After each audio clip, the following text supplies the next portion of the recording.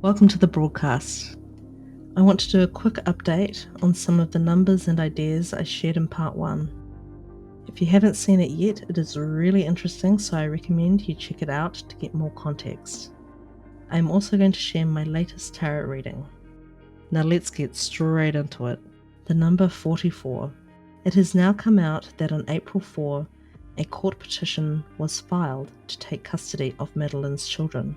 4/4 or 44. The number 27. Previously, I've mentioned that 27 was in Madeline's name. It is believed that Mary Magdalene died 27 years after the crucifixion of Christ. The police are now searching for Madeline in Buffalo, Wisconsin.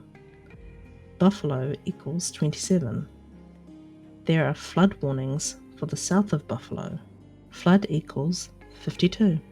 The number 52. I mentioned 52 in part 1 and a possible connection to water.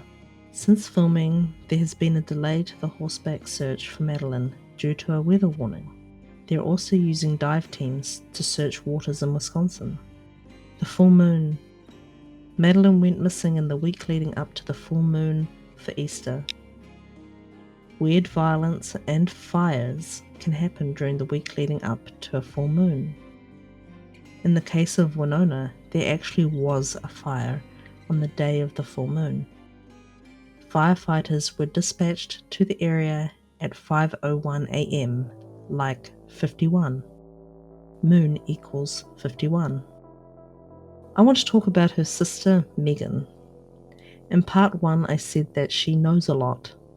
She knows about a car, and there's truths that she isn't yet speaking. So what does her sister know? She's learning a lot and knows a lot about the land in Winona and the searches. She's very hands-on. She may also know about a secret lover or admirer. She is aware of an abusive man. At the time of the reading, I got that she felt confusion about the weather. This might have remedied by the time I upload this. We can also see at this point that there are some weather warnings in place. I've pulled this card for Madeline previously. In this instance, Megan knows her sister, and she knows that something was going nowhere. There was no passion for Madeline to make it go somewhere. This can't relate to Madeline's career because Megan has spoken in an interview about her sister's career aspirations. This card is about moving house, but I mostly got that she felt her sister was too good for a situation that she was in. This all feels like further confirmation that her sister knows a lot. From her end, there is no mystery in terms of her sister's life. It's just this one question of where is she now? I asked for more information on the search and how long it might be. There is a lot of ground to cover. Obstacles. There is a lot under the surface and unseen. I do wonder if this means under the surface of the water. This card also shows more obstacles and even more delay. I got more obstacles with the male love interest. All of these swords mean obstacles. I pulled this card again. It previously made an appearance in part 1. The wooden posts I've circled mean a grave in this instance. This is death and not coming back alive. These cards talk about two people that came together to make something great, but they go on different paths in a spiritual sense. I also got north in a physical sense. Bad behaviors then led to a split. Notice that 3 of the cards from this reading also came out in part 1. Psychics get things wrong, and I hope I'm wrong about the following possibility. But if I am right, then they need to check things that look like fire pits in the ground, or chicken barrels, that type of thing. I don't see her remains as being left whole. I pulled 2 cards for this. The first card, the Devil. When I work with this card, typically it represents a narcissist. Something else drew my attention here as well. Can you see what looks like car engine parts coming out of his head. Note the word engine. Aquarius in the 7th house can be an engineer. Yes, it is true that Madeline's ex-partner is a software engineer, but then it wouldn't be a mystery if it wasn't more complicated than that. I've seen multiple rumours that one of her friends is actually her new boyfriend.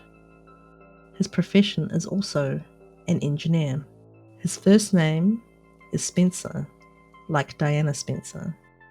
Another nod to the king-queen theme. I'd like to reiterate that their relationship status is rumour, but he is definitely her friend. It's possible that this is innocent, and his name has been swept up in it simply because of the king theme. We will have to see how it pans out. The second card, Death. It shows a woman with leaves looking like flames flicking around her head. I see the word rebirth. Yes, that is rebirth again. In part 1, I talked about her tattoo quote, fire and ash. You could interpret this quote in a number of ways. From the ashes a fire shall be woken. Is that the resurrection? A rebirth? Rebirth equals 44. Back at 44. I'm afraid to say, but 44 often means horrific death.